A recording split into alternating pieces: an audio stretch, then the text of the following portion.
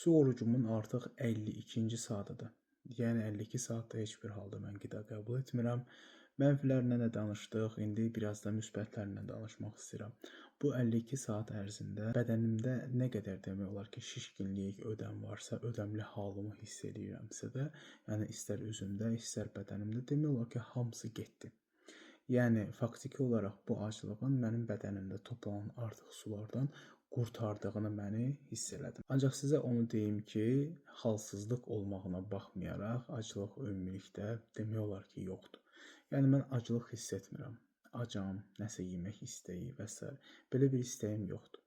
İnşallah 72 saatın sonunda mən ilk yeməyimi canlı yayında sizinlə birlikdə açacağam. Əlbəttə ki, bu maye qəbul olacaq. Çünki 3 günlük aclıq orucundan sonra mütləq şəkildə ilk qida qəbulu maye formasında olacaq. Yəqin ki, mən sup yeyəcəm və bunu canlı yayında inşallah sizlərlə birlikdə bölüşmək istəyərəm. Düşünürəm ki, inşallah Allah güc qüvvət versə, 3-cü günün sonunda görüşərik.